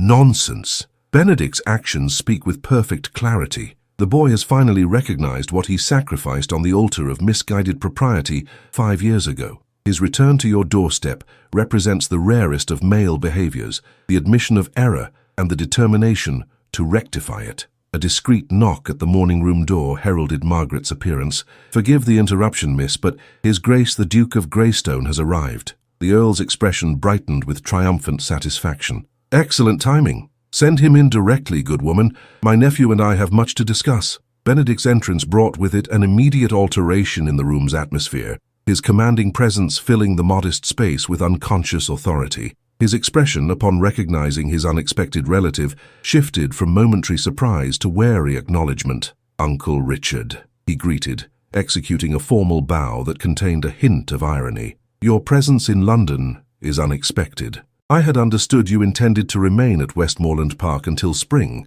Plans changed, nephew, as you well know. The Earl rose, extending his hand with evident affection despite his sardonic tone. When one's closest blood relation suddenly reverses years of seclusion and begins making substantial financial arrangements without consultation, a responsible elder might reasonably investigate. Benedict's gaze shifted to Lydia, concern evident in his expression. I trust my uncle has not overly imposed upon your patience, Miss Aldermont. On the contrary, she assured him, managing a small smile despite the morning's disconcerting developments. Lord Westmoreland has been most illuminating in his observations. I've no doubt, Benedict responded dryly. My uncle's talent for direct inquiry is legendary within diplomatic circles. Former ambassadors still speak with awe of his interrogative techniques. The Earl chuckled, clearly unperturbed by his nephew's characterization. One must be thorough when family legacy is concerned, Benedict, particularly when that legacy may soon include new members. He turned to Lydia with unexpected gallantry. Miss Aldermont has acquitted herself admirably under examination. Lady Augusta will be thoroughly pleased with your choice, assuming you have sufficient wisdom to secure it properly. A dull flush rose in Benedict's normally composed features. Uncle, your presumption exceeds even your usual boundaries. Miss Aldermont and I are reconnecting after an unfortunate separation. Yes, she has explained with admirable discretion. The Earl waved his walking stick dismissively. Spare me the diplomatic evasions, nephew. I am too old and too perceptive for such nonsense. The Greystone sapphire has left the vault, and you appear at social functions after half a decade of determined absence. One need not be a Bow Street runner to deduce your intentions. Lydia, sensing Benedict's increasing discomfort with this direct assault upon his private affairs, intervened with gentle authority. Gentlemen, perhaps we might adjourn to the drawing-room, where refreshments await. The morning grows advanced, and I suspect neither of you has properly breakfasted. This practical suggestion, delivered with calm assurance, effectively redirected the conversation's mounting tension. The Earl nodded approvingly, while Benedict's expression conveyed silent gratitude for her diplomatic intervention. As they proceeded toward the drawing-room, the Earl fell into step beside Lydia, leaving Benedict to follow. You handle difficult social circumstances with remarkable dexterity, my dear, he observed in a lowered voice meant for her ears alone. A most valuable attribute in a duchess, if I may say so. Lydia met his knowing gaze with composed dignity. I would suggest, your lordship, that such attributes might prove valuable in any station, regardless of title or expectation. The Earl's delighted laughter echoed through the modest hallway of Hartwick House, heralding a morning that had veered dramatically from Lydia's anticipated routine into uncharted territories of familial evaluation and implicit approval. Whatever Benedict had intended for their afternoon discussion of Somerset properties, his uncle's unanticipated arrival had accelerated matters beyond anyone's careful planning. Perhaps, Lydia reflected, with mingled apprehension and anticipation, including his own. The following week unfolded with unprecedented activity at Hartwick House, transforming the once quiet residence into a hub of social and practical engagement. Lord Westmoreland's unexpected appearance had catalyzed a series of developments that Lydia observed with a mixture of bemusement and cautious optimism. Benedict, apparently recognizing the futility of maintaining pretenses before his perceptive uncle, had abandoned certain reservations regarding his intentions, though he continued to respect Lydia's request for measured progression in their renewed association. On this particular morning, Lydia sat in the library, reviewing correspondence that had arrived with the early post. Among the letters lay an unexpected missive bearing the aristocratic crest of the Dowager Duchess of Greystone, Benedict's formidable grandmother, Lady Augusta Hawthorne. The elegant script within expressed a formal invitation to tea at Greystone House that very afternoon. "Another summons from the Hawthorne clan?" Caroline inquired, sweeping into the library with characteristic dramatic flair. Her latest visit to Hartwick House had extended from a planned morning call to a 3-day residence, her curiosity regarding Lydia's evolving circumstances proving stronger than her husband's expectations of her return to Richmond. "Lady Augusta requests my company this afternoon," Lydia confirmed, carefully refolding the Duchess's note.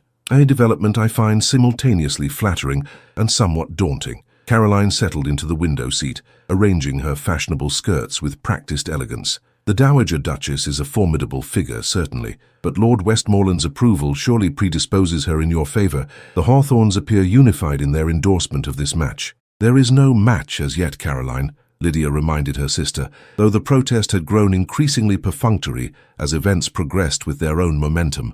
"His Grace has expressed certain intentions, but no formal arrangement exists between us." "So you maintain," Caroline replied with sisterly skepticism, despite daily visits, public appearances arm in arm, and now familial inspections that suggest imminent incorporation into the Hawthorne dynasty. She leaned forward, her expression softening from teasing to genuine concern. "Lydia, I must ask, are you hesitant from genuine uncertainty or from fear that happiness, after so long denied, might prove ephemeral?" The question, delivered with uncharacteristic perception, struck uncomfortably close to truths Lydia had not fully acknowledged even to herself. Before she could formulate a response, Margaret appeared at the library door, her expression betraying barely contained excitement.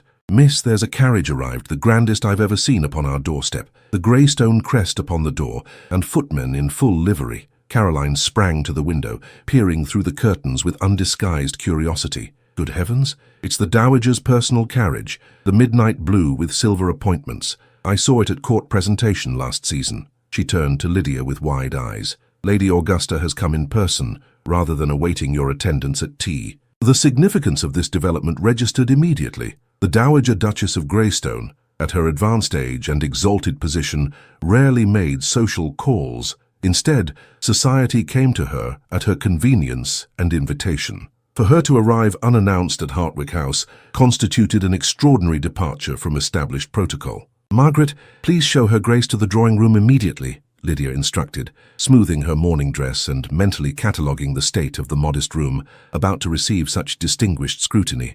"And prepare the Darjeeling with the blue porcelain service." "The blue porcelain?" Margaret repeated, clearly understanding the gravity of the situation. "Yes, miss, directly." As the maid hurried to execute these instructions, Caroline gripped Lydia's arm with uncharacteristic urgency. "Shall I withdraw?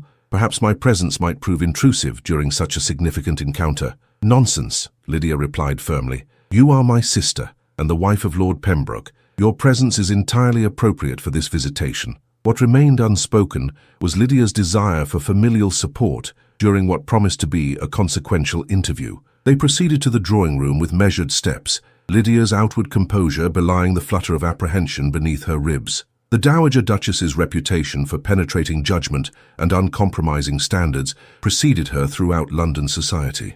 Even Caroline, normally irrepressible, appeared subdued by the prospect of this formidable encounter.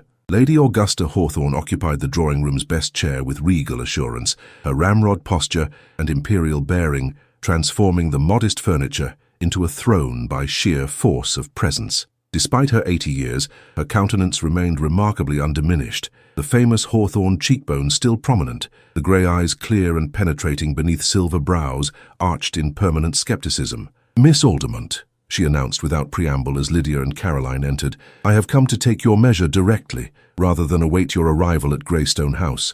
At my age, one cannot afford the luxury of prolonged social ceremonies when important matters demand resolution." Lydia curtsied with perfect form, years of ingrained etiquette serving her well in this moment of scrutiny. "Your Grace honours my home with your presence. May I present my sister, Lady Caroline Pembroke?" Caroline executed her own curtsy with unusual precision, momentarily subdued by the Dowager's formidable aura. "Your Grace." Lady Augusta acknowledged Caroline with a regal inclination of her head before returning her penetrating gaze to Lydia. "I shall speak plainly, Miss Aldermont, as befits the gravity of our subject. My grandson has emerged from 5 years of self-imposed isolation, specifically to renew his acquaintance with you. This development, while unexpected, has been observed with considerable interest by those who hold his welfare in high regard." "I understand your Grace's concern," Lydia responded carefully. "His Grace's attentions have indeed been marked by particular consistency in recent weeks."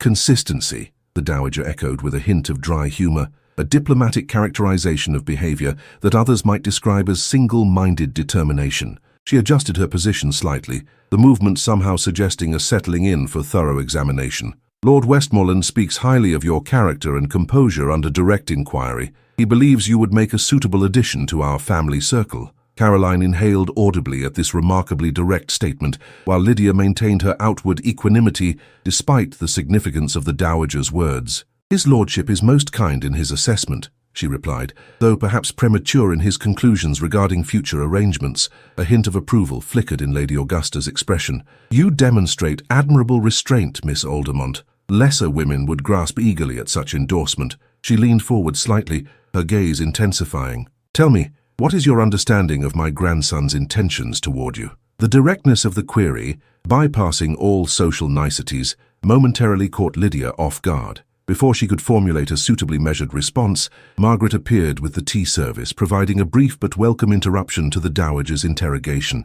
"Ah, Darjeeling," Lady Augusta observed as the fragrant steam rose from the pot, "a civilized choice. One can discern much about a household from its selection of tea." Lydia seized the momentary respite to gather her thoughts, pouring the amber liquid with steady hands, despite her inner disquiet. "Your Grace asked about his Grace's intentions," she ventured once Margaret had withdrawn. "Benedict, his Grace, has expressed regret regarding our previous understanding and its unfortunate conclusion 5 years ago. He has demonstrated remarkable generosity in addressing certain financial difficulties that befell my family after my father's passing." "Yes, yes," the Dowager waved an imperious hand. "The settlement of debts, the transfer of property deeds, all accomplished with uncharacteristic haste and minimal consultation with family advisors. But these are merely external manifestations. What of his personal declarations? Has he spoken of marriage, Miss Aldermont?" The bluntness of the question hung in the air between them. Caroline's wide-eyed gaze darted between Lydia and the Duchess, anticipating her sister's response with barely concealed fascination. "His Grace has indicated that such an arrangement would be welcomed," Lydia admitted finally, choosing honesty over discretion. "However, I have requested time to re-establish our acquaintance before considering more formal commitments. 5 years of separation cannot be bridged hastily, regardless of prior understanding or current inclination." Lady Augusta's expression remained unreadable as she sipped her tea with aristocratic precision. "A prudent approach," she pronounced eventually. "Hasty attachments rarely withstand the test of time and circumstance." She set down her cup with a decisive click against the saucer. "However, I must inquire as to your own sentiments regarding my grandson. His regard appears established beyond question. What of yours, Miss Aldermont?" The direct inquiry into her feelings, delivered by this formidable matriarch in the presence of her sister, placed Lydia in a position of uncomfortable vulnerability. Yet she recognized that evasion would serve no purpose before Lady Augusta's penetrating perception.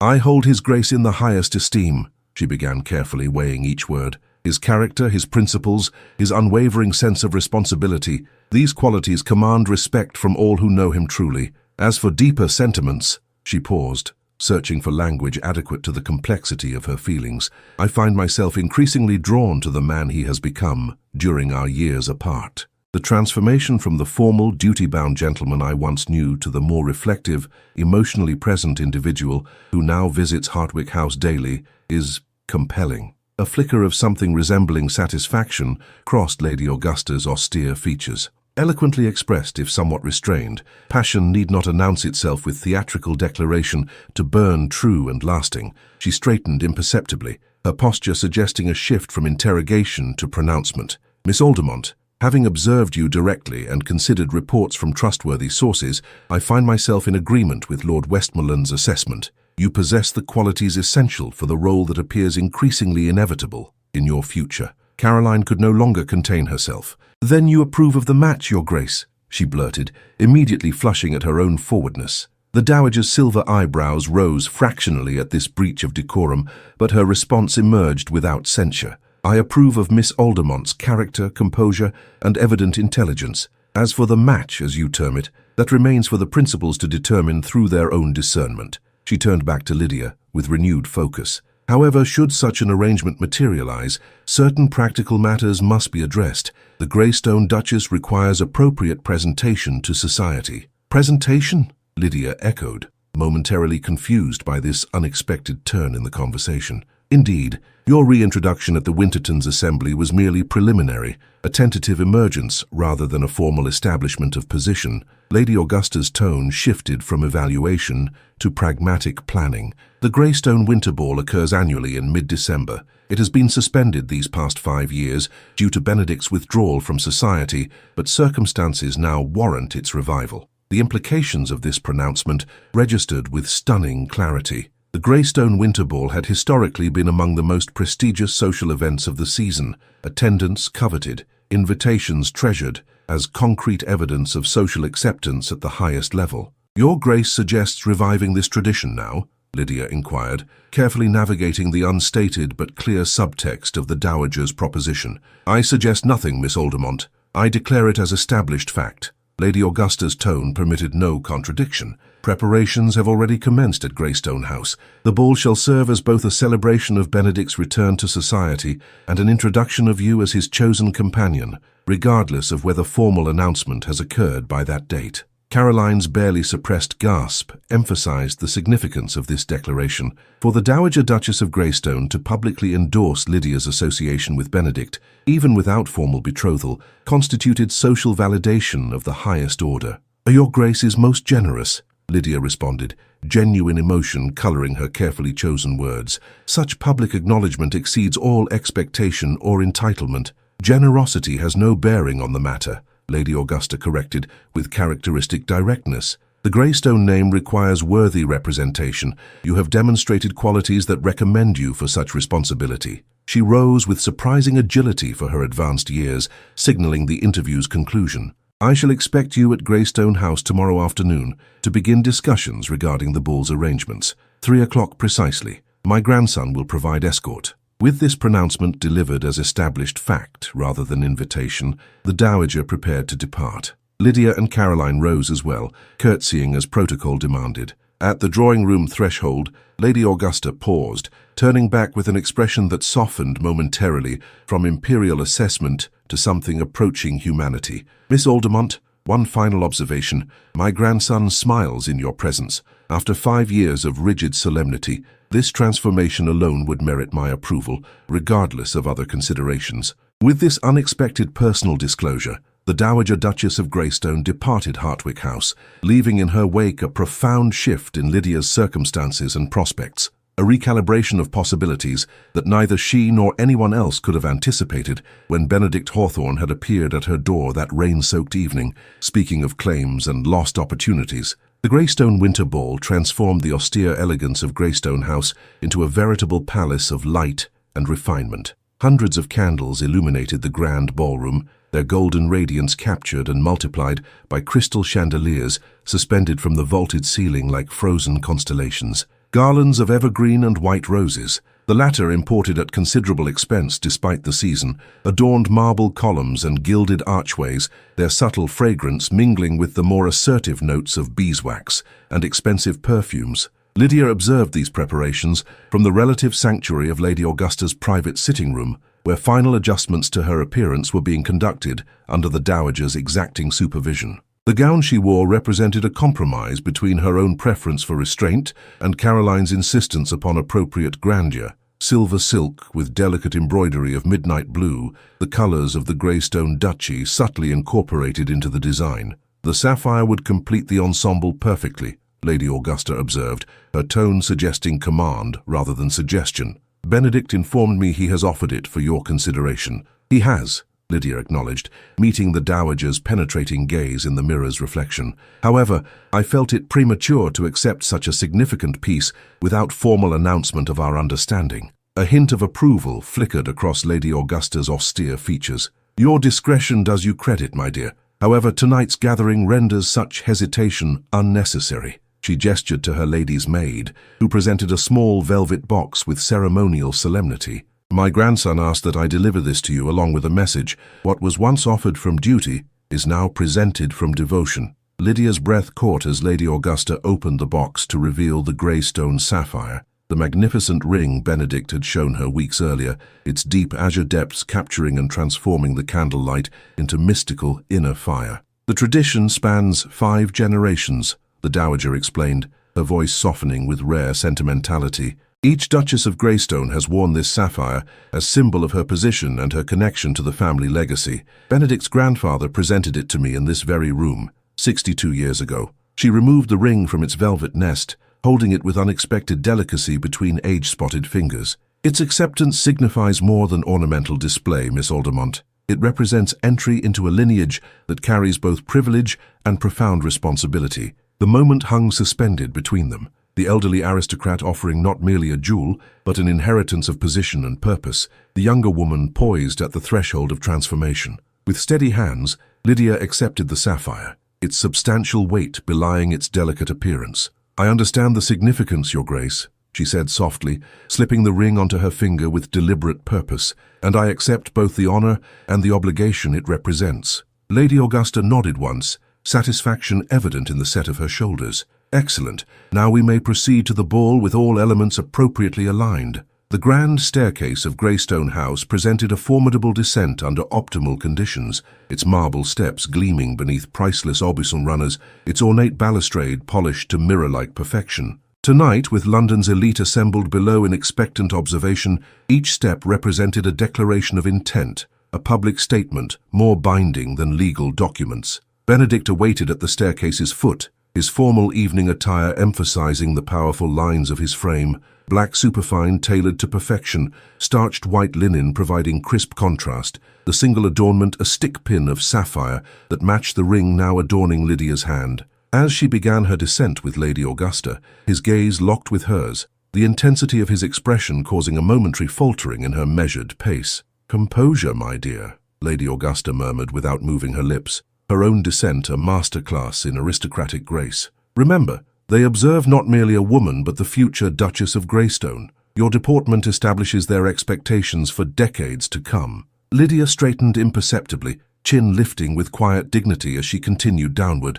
The assembled guests, hundreds of London's most influential and titled, fell into gradual silence as her progress continued, attention shifting from individual conversations to collective observation of this pivotal social moment. At the staircase's foot, Benedict extended his hand, a gesture simultaneously formal and profoundly intimate. As Lydia's fingers met his, the sapphire caught the light, its brilliance drawing audible reactions from nearby observers. "The Greystone sapphire," someone whispered with unmistakable awe. "He has given her the sapphire." "You wear it well," Benedict murmured, his voice pitched for her ears alone despite their public positioning. "As I knew you would." Before Lydia could respond, the orchestra struck the opening chords of a waltz, not the traditional opening polonaise, but the more intimate dance that had marked their public re-emergence at the Wintertons' assembly. The deliberate choice could not have been more clear. Benedict was establishing continuity between past reconciliation and present declaration. "Shall we?" he asked, the simple question weighted with significance that transcended the immediate context. Lydia placed her hand upon his arm in wordless assent, allowing him to lead her to the center of the ballroom, where space had been cleared in apparent anticipation of this moment. As they took position, her hand upon his shoulder, his at her waist, their other hands joined. The watching crowd receded from her awareness, leaving only the man before her and the unspoken promise between them. "I had planned a more private setting for this conversation," Benedict admitted, as they began to move in perfect synchronization, their steps matching as if choreographed through years of partnership rather than recent reacquaintance. However, circumstances appear to have developed their own momentum. "Circumstances?" Lydia echoed with gentle humor. "Or your grandmother's inexorable will?" A smile touched his lips, transforming his severe features into something approaching boyish charm. "Lady Augusta has always possessed remarkable talent for orchestrating events to her satisfaction, though in this instance I find myself grateful for her intervention." They circled the floor in matched rhythm, other couples gradually joining the dance as protocol permitted, though maintaining respectful distance from the central pair, whose significance this evening could not be mistaken. "The sapphire suits you," Benedict observed, his gaze dropping momentarily to the ring glittering upon her hand. "More importantly, you honor it with your acceptance." The ring itself, while beautiful beyond description, holds significance not for its material value, but for what it represents, Lydia replied, choosing her words with care despite the intimacy of their exchange. Continuity, commitment, connection to something larger than individual desire or circumstance. Benedict's eyes darkened with emotion that transformed his customarily composed expression. "You comprehend its meaning perfectly." His hand tightened fractionally at her waist, drawing her infinitesimally closer within the bounds of proper form. "Lydia, I had intended a more formal declaration, in privacy rather than amid hundreds of observers. Yet perhaps there is fitting symmetry in this moment. Our understanding, sundered by pride and misunderstanding in public view 5 years ago, now restored before these same witnesses." The waltz carried them past Caroline and Lord Pembroke, her sister's face alight with barely contained delight at the unfolding scene. Beyond them, Lord Westmoreland observed with undisguised satisfaction, while Lady Augusta maintained regal impassivity that nevertheless conveyed complete approval. "5 years ago," Lydia said softly, "you offered marriage as fulfillment of family obligation and social expectation. The gesture, while honorable in intent, lacked the essential foundation for lasting union. And now?" Benedict's question emerged with uncharacteristic vulnerability, the fearsome Duke of Greystone momentarily transformed into a man awaiting judgment on matters more consequential than parliamentary legislation or financial empires. Lydia met his gaze directly, years of carefully maintained composure, allowing her this moment of perfect honesty, despite the hundreds of watching eyes. "Now you offer partnership founded upon mutual respect, shared understanding, and personal devotion rather than abstract duty. The distinction makes all difference in the world." As the waltz approached its conclusion, Benedict drew them to a subtle halt in the ballroom's center, their position immediately noted by the watching assembly. Conversation diminished to hushed anticipation as he took both her hands in his, the gesture transforming their private exchange into public declaration. "Miss Lydia Aldermont," he began, his voice carrying with the practiced projection of a man accustomed to commanding parliamentary attention. "5 years ago, I committed the gravest error of judgment in withdrawing from our understanding. Tonight, before these witnesses, I seek to rectify that failing by asking you to accept my hand in marriage, not from obligation, but from the deepest devotion of which my heart is capable." The assembled guests collectively held their breath, the moment suspended in crystal clarity that would be recounted in drawing rooms and correspondence for months to come. Lydia stood perfectly still, the sapphire's weight upon her finger, a tangible reminder of both history and future possibility. "Your Grace," she responded, her voice steady despite the emotion tightening her throat, "I accept your proposal, not for title or fortune, but for the man of honor and integrity I have come to cherish beyond all expectation or prior hope." A murmur of approval rippled through the gathering, quickly building to more demonstrative acknowledgement as Benedict raised her hand to his lips in formal sealing of their engagement. The orchestra, apparently prepared for this development, immediately launched into triumphant music that signaled the official announcement of a betrothal recognized and celebrated by the highest echelons of society. As congratulations engulfed them from all sides, Caroline's exuberant embrace, Lord Westmoreland's hearty handshake, Lady Augusta's regal nod of approval, Lydia found herself momentarily overwhelmed by the sheer improbability of the journey that had led to this moment. From quiet spinsterhood and impending financial ruin to publicly acknowledged future duchess in mere weeks, the transformation defied all reasonable expectation or conventional social trajectory. Yet as Benedict's hand found hers amid the crush of well-wishers, his fingers curling protectively around hers with both strength and gentleness, she recognized that the external circumstances, however dramatic, represented merely the visible manifestation of a more profound inner journey, from resignation to renewed possibility, from dignified solitude to chosen partnership. The Greystone sapphire caught the candlelight as she accepted congratulations with composed grace, its azure depths reflecting not merely centuries of aristocratic heritage, but the unexpected second chance that had arrived at her door on a rain-soaked evening when all hope seemed lost. Whatever challenges the future might hold, whatever responsibilities their union might entail, they would face them together, not as Duke and Spinster, but as two souls who had traversed the difficult territory from pride to genuine devotion and emerged the stronger for the journey. Spring arrived at Silvermere with gentle insistence, coaxing dormant gardens into reluctant bloom after the protracted northern winter. From the terrace of the ancient manor house, Lydia observed the transformation of the landscape with quiet appreciation, crocuses pushing through melting snow, the earliest roses unfurling tentative buds, morning mist retreating before strengthening sunlight. 6 months had passed since the Greystone Winter Ball and the public announcement of her betrothal to Benedict. Their wedding, a surprisingly intimate ceremony at St. George's, attended by family and close connections rather than the entire aristocracy, had occurred in February, defying convention that dictated lengthy engagements for unions of such social consequence. Lady Augusta, having secured her primary objective of ensuring Benedict's matrimonial future, had proven unexpectedly accommodating regarding the ceremony's timing and scale. Contemplating horticultural improvements, Benedict's voice interrupted her reverie as he joined her on the terrace, morning correspondence in hand. The head gardener submitted elaborate proposals yesterday, something about Italian-inspired formal beds that would require relocating half the ancestral oaks. Lydia smiled, accepting both his brief kiss and the stack of letters he offered.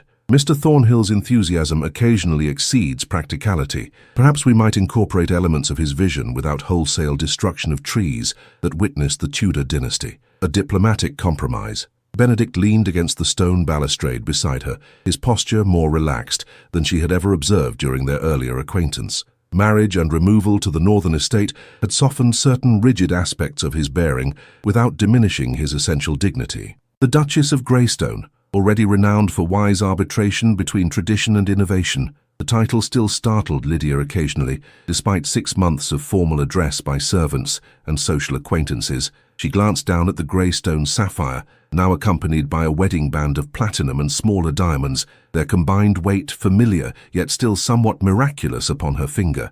Lady Augusta's latest correspondence arrived this morning, Benedict continued, indicating a particular letter bearing the Dowager's distinctive seal. She expresses satisfaction with our stewardship of Silvermere and anticipates her summer visit with moderate optimism regarding agricultural improvements and household management. Lydia laughed softly, recognizing the characteristic backhanded approval in her grandmother-in-law's phrasing. High praise indeed from such a discriminating source. Her previous communication mentioned merely cautious acknowledgement of competent oversight. Their shared amusement reflected the comfortable partnership that had developed between them, a connection founded on mutual respect that had blossomed into deeper attachment with each passing month. What had begun as reconciliation had transformed into genuine communion of spirit, their complementary strengths creating a union stronger than either might have achieved individually. The local tenants seem equally satisfied, Benedict observed, his gaze sweeping the distant fields where spring planting had commenced.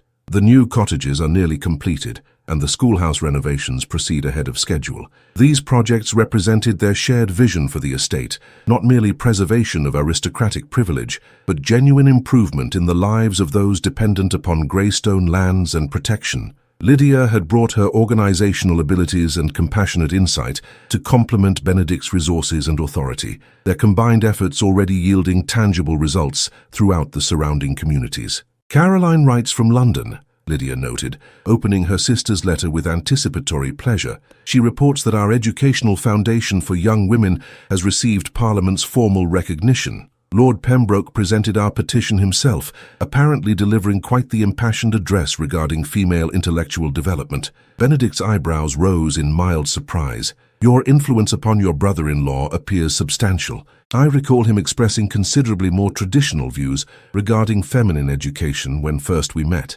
Caroline's influence, not mine, Lydia corrected with sisterly loyalty. She has discovered previously untapped diplomatic talents in marriage. Frederick may believe himself unchanged in principle, but his actions increasingly reflect her progressive sensibilities. A comfortable silence settled between them as they surveyed the awakening landscape, the morning sun burning away the last wisps of mist from the formal gardens. In the distance, a carriage appeared upon the main approach, the regular mail delivery bringing connection to the wider world beyond Silvermere's self-contained domain. I received word from Somerset yesterday, Benedict mentioned after a moment, his tone carefully neutral, in a manner that immediately captured Lydia's attention. The renovations of your father's former property in Thornfield are complete. The statement hung between them, weighted with unspoken significance. The small estate in Somerset, sold years earlier to cover the first of her father's substantial debts, had been repurchased by Benedict shortly after their marriage, the transaction conducted with characteristic efficiency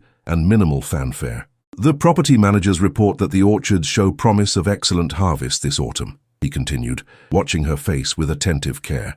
The cottage itself has been restored according to your specifications, the library shelves rebuilt, the garden paths relaid as you remembered them. Emotion tightened Lydia's throat as memories of childhood happiness surfaced. Summer afternoons reading beneath apple trees, her mother's careful tending of lavender borders, her father's voice before financial obsession claimed his better nature. You've gone to extraordinary lengths to reclaim a relatively modest property, she observed, maintaining composure despite the surge of feeling his thoughtfulness provoked. Not for the property itself, Benedict replied simply, but for what it represents. Your earliest happiness, your foundation before circumstance required you to become caretaker rather than carefree daughter. He took her hand, his thumb brushing lightly across the sapphire's faceted surface. I cannot restore lost years or erase painful memories, but I can perhaps provide tangible evidence that what was taken may sometimes be returned. That loss need not always remain permanent. The gesture, characteristic of the man he had become during their months together, embodied the transformation that had occurred in them both. Benedict had shed the rigid formality that once armored him against genuine connection. Lydia had relinquished the self-sufficiency that protected her from disappointment. Together, they had constructed something neither could have achieved alone, a partnership founded on mutual vulnerability rather than isolated strength. I have something for you as well, Lydia said after a moment, withdrawing a small package from her pocket. Though it cannot compare to reclaimed estates or agricultural innovations, Benedict accepted the offering with visible curiosity, unwrapping the simple paper to reveal an object that drew an immediate reaction of recognition, a gentleman's glove of fine black leather, slightly aged yet meticulously preserved. My glove, he stated, genuine wonder coloring his tone. From our final meeting before 5 years of separation, Lydia completed gently. You kept my discarded glove throughout that time, preserving it as tangible connection to what had been lost. I discovered yours among my father's effects after his passing. Apparently he retrieved it from the garden path where you dropped it during your hasty departure. Benedict turned the glove in his hands, the simple object transformed by circumstance and sentiment into something approaching talisman. You've kept it all this time, as you kept mine, she acknowledged. Perhaps some part of me anticipated eventual reconciliation, even when rational thought dismissed such possibility. He drew her gently into his embrace, the morning sunshine warming them as Silvermere awoke to spring's renewal around them. From discarded gloves to matched hands, he murmured against her hair, a journey neither of us could have foreseen that day. Lydia lifted her face to his, the hard-won contentment of their present reality, still sometimes surprising in its completeness. The most feared duke crossed England to claim a spinster, she reminded him with quiet humour. Quite the scandal in certain drawing rooms, I'm told. Not to claim, he corrected, his voice softening with the emotion he no longer concealed behind ducal reserve, but to request, to petition, to acknowledge that what I once regarded as duty had transformed through absence and regret into devotion. Their kiss, witnessed only by awakening gardens and distant hills, sealed this truth between them. that sometimes the longest journeys lead not to new destinations, but to places we should never have abandoned, that pride's surrender often reveals treasures greater than its protection ever defended, that the heart's true nobility lies not in fearsome reputation, but in humble recognition of love's transformative power. As spring sunlight strengthened across Silvermere's ancient stones, the Duke and Duchess of Greystone stood united upon the terrace, their shared future unfolding before them with the same quiet promise as the season's gradual unfurling, not with dramatic declaration or sudden transformation, but with the steady, inexorable growth of something planted in fertile soil, tended with care, and given freedom to become its truest self in its own perfect time. In the silence between pride and surrender lies the truest journey of the heart. We are taught that strength means never bending, that dignity requires absolute self-sufficiency. Yet the deepest wisdom emerges when we recognize that walls built to protect us often become our prisons. Benedict and Lydia's story reminds us that sometimes what appears as weakness, vulnerability, forgiveness, the courage to try again, requires greater strength than any display of power. The most feared duke had to cross not merely England, but the vast distance between arrogance and humility, between duty and devotion. The spinster had to traverse the equally challenging path from resigned dignity to renewed hope, risking disappointment to embrace possibility. Their journey teaches us that time, while it cannot be reclaimed, can be redeemed. The years that separated them were not wasted, but necessary, a crucible in which imperfect understanding was refined into deeper wisdom. Sometimes we must lose what we value to truly comprehend its worth. Sometimes the circle must break before it can be reformed into something stronger and more meaningful. Perhaps most profoundly, their story reminds us that our greatest transformations rarely announce themselves with dramatic gestures. They arrive in quiet moments of choice, when pride surrenders to love, when self-protection yields to trust, when we choose to see others not as they were or as we wish them to be, but as they truly are. The returned gloves between them symbolize this truth, that what was once discarded might become most precious, that seemingly small tokens can carry the weight of redemption. In a world that celebrates conquest and acquisition, Benedict and Lydia teach us that the most powerful journey is not to claim or possess, but to kneel in recognition of another's intrinsic worth. True nobility lies not in fearsome reputation or social position, but in the courage to cross whatever distance separates us from authentic connection, even when that distance was created by our own past mistakes. Their story whispers to us across time that it is never too late to begin again, that genuine devotion can emerge from the ashes of duty, that sometimes the most profound strength lies in opening our hands rather than clenching them into fists, and perhaps most hopefully it affirms that hearts which have known genuine suffering possess a unique capacity for genuine joy, not despite their scars, but because of the wisdom those scars have etched upon their souls. Did the journey of Benedict and Lydia touch your heart as deeply as it did mine? Their transformation from pride to devotion reminds us that second chances sometimes arrive when we least expect them,